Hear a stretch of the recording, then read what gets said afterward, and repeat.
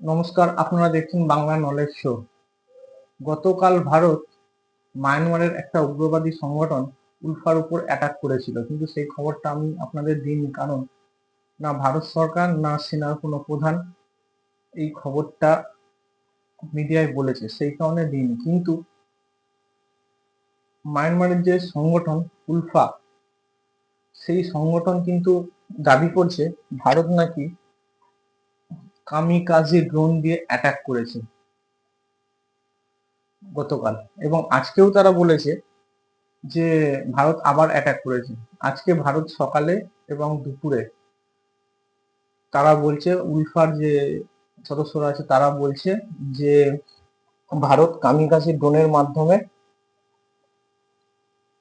Special force kamikaze ড্রোনের ভারতের যে স্পেশাল ফোর্স কামিকাজি ড্রোনের মাধ্যমে প্রায় 150 খানা মিসাইল অ্যাটাক করেছে, এবং 200 খানার মতন জায়গা তারা ড্রোনের মাধ্যমে উড়িয়ে দিয়েছে।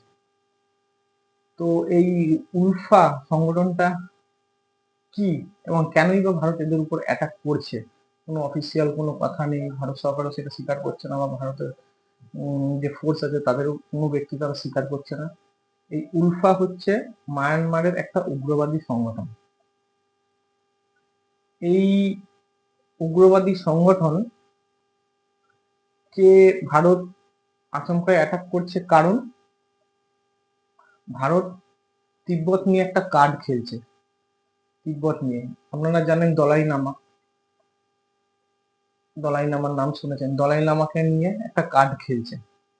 এটা কি, সে দলাই লামার মৃত্যুর পর কে তার ধর্মগুরু হবে সেটাও নিয়ে একটা চক্রান্ত চলছে।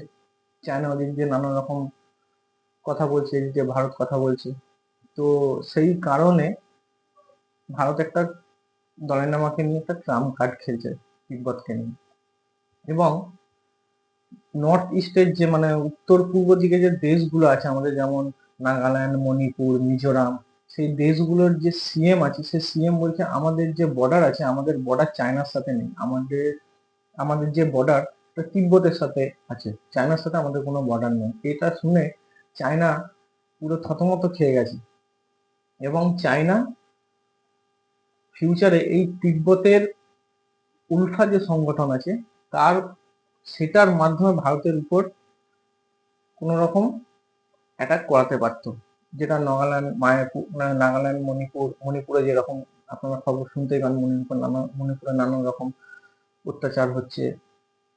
তো সেই যে ঘটনাটা যাতে না ঘটে, ভারত তার আগেই এই অ্যাকশন নিয়ে নিয়েছে।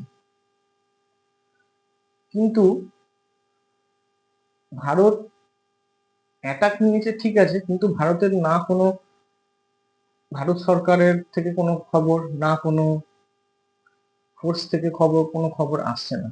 কারণ কারণ ভারত যতক্ষণ না এই যে একটা টার্গেট, স্পেশাল ফোর্স যে টার্গেটে নেমেছে, সেই টার্গেট শেষ করতে পারবে, ততক্ষণ ভারত এটা নিয়ে কোনো খবর দেবে না। এবং এটাও খবর পাওয়া গেছে ভারত নাকি উলফা সংগঠনের 3টে টপ বড় কমান্ডারকে মেরে ফেলেছে।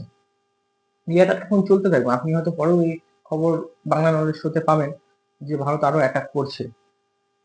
কারণ ভারতের উপর যাতে এরা অ্যাটাক না করতে পারে, চায়নাকে তো জানেনি, চায়না নানান রকম সাহায্য করবে, পয়সা দিয়ে সাহায্য করবে, অস্ত্র দিয়ে সাহায্য করবে, সেই কারণে ভারত সাপকে আগেই মেরে দিচ্ছে। এই হচ্ছে খবর। কিন্তু আমি একটা জিনিস বুঝতে পারছি না, ভারত সরকার কেন এটা নিয়ে কোনো কথা বলছে না। এটা কি সাইলেন্টলি কোনো সার্জিক্যাল অ্যাটাক চলছে? সাইলেন্টলি আমার মনে হচ্ছে এটা একটা চুপচাপ সার্জিক্যাল অ্যাটাক চলছে। যাই হোক, যদি পরে কোনো খবর পেলে আপনারা দেখতে পাবেন বাংলা নলেজ শোতে। নমস্কার, বন্দে মাতরম।